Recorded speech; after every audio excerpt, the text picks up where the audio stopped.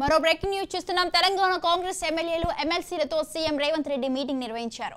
Medigadda field visit లో కాంగ్రెస్ వ్యూహంపై చర్చించారు. ఇక కాగా ఇరిగేషన్ పై శ్వేతపత్రం విడుదల చేసి రేపు అసెంబ్లీలో ఎవరెవరు ఏం మాట్లాడాలో సీఎం రేవంత్ రెడ్డి దిశానిర్దేశం చేశారు.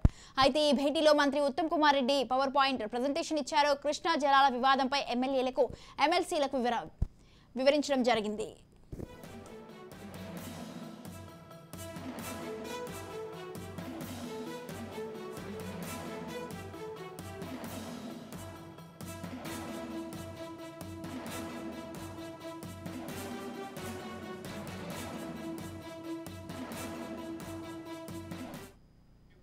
రైట్, ఈ విషయంపై పూర్తి సమాచారాన్ని అందించడానికి మా ప్రతినిధి విక్రాంత్ ఫోన్ లైన్ లో ఉన్నారు. విక్రాంత్, చెప్పండి. తెలంగాణ కాంగ్రెస్ ఎమ్మెల్యేలు ఎమ్మెల్సీలతో అయితే సీఎం రేవంత్ రెడ్డి అయితే మీటింగ్ నిర్వహించడం జరుగుతున్నది.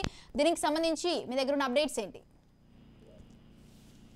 మొత్తానికి ఇప్పటికే దాదాపు 2 గంటల నుంచి కూడా ఇటు ప్రగతి భవన్ లో కూడా ముఖ్యమంత్రి రేవంత్ రెడ్డి, ఇరిగేషన్ శాఖ మంత్రి ఉత్తమ్ కుమార్ రెడ్డి వీరిద్దరి ఆధ్వర్యంలో కూడా ఇప్పటికే ఎమ్మెల్సీలు, కాంగ్రెస్ పార్టీకి సంబంధించిన ఎమ్మెల్యేలు, ఎమ్మెల్సీలు కూడా పాల్గొన్నారు. ప్రధానంగా ఇరిగేషన్ ప్రాజెక్టులపై కూడా పవర్ పాయింట్ ప్రజెంటేషన్ ద్వారా కూడా ముఖ్యమంత్రి రేవంత్ రెడ్డితో పాటు ఇరిగేషన్ శాఖ మంత్రి ఉత్తమ్ కుమార్ రెడ్డి కూడా పవర్ పాయింట్ ప్రజెంటేషన్ ఇస్తున్నారు. దీనికి సంబంధించి మరోవైపు కృష్ణా రివర్ బోర్డుకు సంబంధించి పరివాహక ప్రాంతానికి సంబంధించి కూడా దానికి సంబంధించి కూడా ఇప్పటికే ఇరిగేషన్ కు సంబంధించిన మంత్రి ఉత్తమ్ కుమార్ రెడ్డి కూడా పవర్ పాయింట్ ప్రజెంటేషన్ ఇస్తున్నాడు. రేపు అసెంబ్లీలో కూడా బడ్జెట్ చర్చ అనంతరం కూడా శ్వేతపత్రం విడుదల చేసే అవకాశం కనిపిస్తా ఉంది రాష్ట్ర ప్రభుత్వం.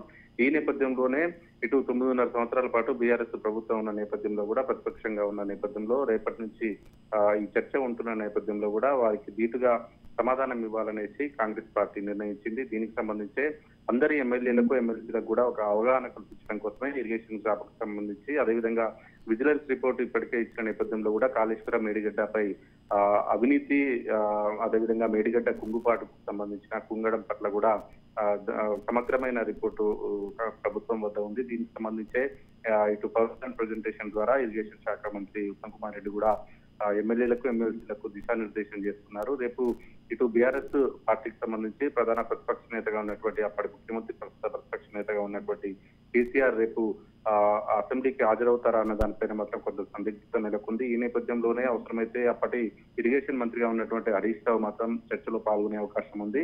ఈ నేపథ్యంలోనే హరీష్ రావు మాట్లాడే నేపథ్యంలో కూడా దానికి ధీటుగా ఎదుర్కొనేందుకు కాంగ్రెస్ నాయకులను సిద్ధం చేస్తా ఉన్నారు. ఇటు శాసనసభలో, శాసన మండలిలో దాంట్లో భాగంగానే ఇటు ఎమ్మెల్యేలకు, ఎమ్మెల్సీలకు కూడా పవర్ పాయింట్ ప్రజెంటేషన్ ద్వారా కూడా ఇప్పటికే తరఫీదు ఇస్తున్నారని చెప్పుకోవచ్చు. ఇది ఇలా ఉంటే మాత్రం రేపు అర్ధరాత్రి వరకు కూడా ఇటు ఇరిగేషన్ శాఖపై కూడా పెద్ద ఎత్తున చర్చ జరిగే అవకాశం మాత్రం కనిపిస్తా ఉంది. ఎల్లుండి 13వ తారీఖు కూడా బీఆర్ఎస్ పార్టీకి సంబంధించి ఇప్పటికే నల్గొండలో కూడా ధర్నాకు పిలుపునిచ్చింది. మరోవైపు అదే రోజు ఇటు కాళేశ్వరం మేడిగడ్డ ప్రాజెక్టు కూడా కాంగ్రెస్ పార్టీకి సంబంధించి మాత్రం ప్రభుత్వం ఎమ్మెల్యేలను, ఎమ్మెల్సీలను అందరినీ కూడా కాళేశ్వరం మేడిగడ్డకు తీసుకువెళ్ళడానికి సిద్ధమైంది. మరి బీఆర్ఎస్ పార్టీ కాళేశ్వరం మేడిగడ్డకు వస్తుందా, లేకపోతే కేవలం నల్గొండ ధర్నాలోనే పాల్గొని మేడిగడ్డకు రాకుండా ఉంటుందన్న పని మాత్రం కొంత పెండింగ్ లోనే ఉన్న పరిస్థితి కనిపిస్తా ఉంది.